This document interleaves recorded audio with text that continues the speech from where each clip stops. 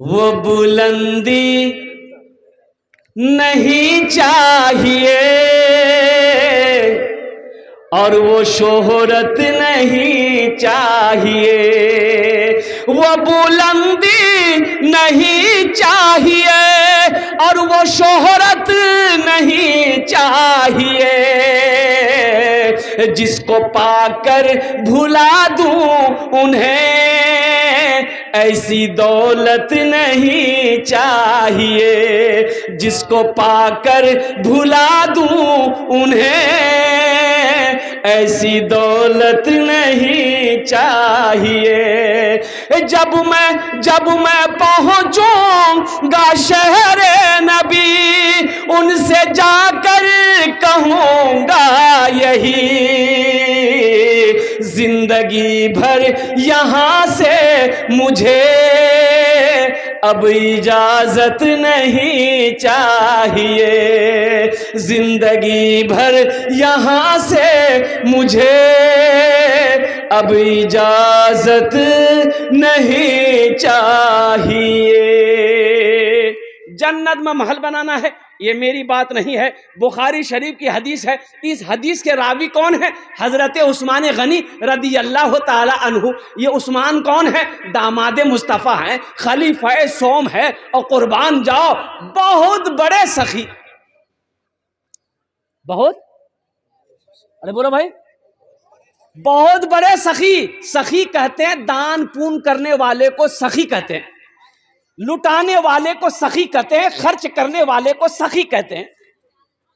اور کتنے بڑے سخی تھے۔ مدینے میں ایک آدمی کے گھر میں بچہ ہونے والا تھا، دائی آئی۔ اچھا دائی جانے نہ اپنا رہا، ارے دائی جانی ہو، پہلے کہیں چمین، اپنو زبانہ میں، ارے بولا نہیں ہو، چمنیا۔ دائی آئی، دائی بولی کہ تھوڑا شہد چاہیے، شہد ملے گا؟ یہ غریب آدمی بولا نہیں میرے گھر میں شہد نہیں ہے۔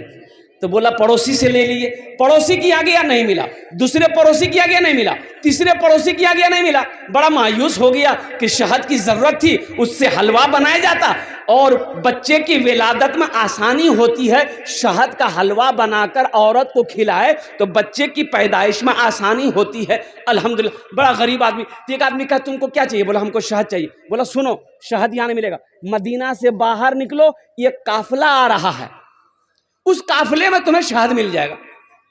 آدمی بڑا خوش ہوا، مدینے سے باہر نکلا تو دیکھا 100 اونٹوں کا ایک قافلہ آ رہا۔ تو سب سے پہلے اونٹ والا جو تھا نا لائن سے آ رہا تھا، اس کو ہاتھ دیا، بھائی روکو روکو روکو، رک گیا۔ کیا بات ہے؟ بولا میں غریب آدمی ہوں، تھوڑا مجھے شہد چاہیے۔ کیا چاہیے بھائی؟ بولو بھائی شہد چاہیے۔ تو او ملے گا؟ تو اونٹ بان نے کہا کہ ہاں مل جائے گا، مل جائے گا، امیر سے پوچھنا ہوگا، ہم اپنے امیر سے پوچھیں گے۔ بولا پوچھ لیجئے۔ یہ اونٹ بان اترا اور امیر سے جا کر پوچھا کہ حضرت یہ تھوڑا سا شہد مانگ رہا ہے، دے دیں؟ تو امیر نے کہا کہ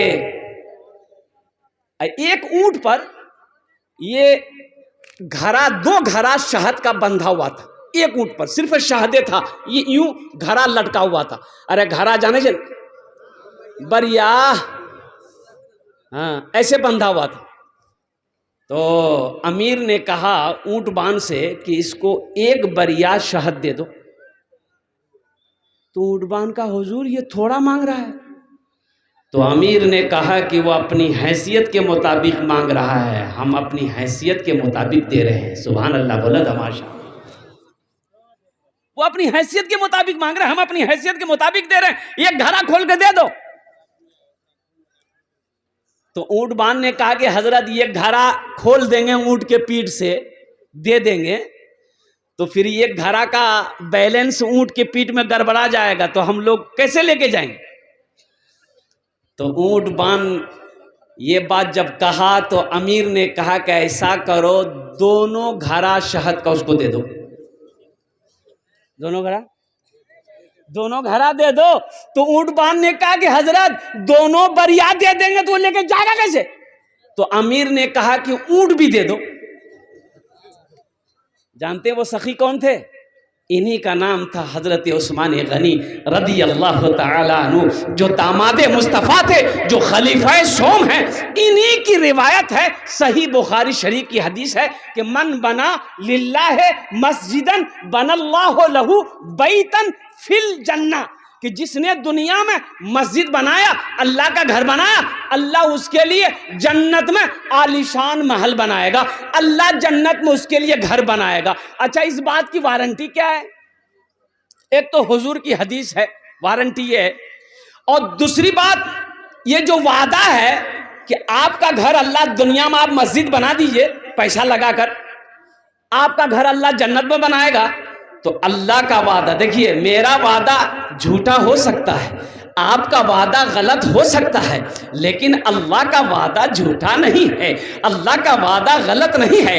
اللہ قرآن میں کہتا ہے اِنَّ وَعْدَ اللَّهِ حَقٌّ، اللہ کہتا ہے کہ میرا وعدہ پکا ہے۔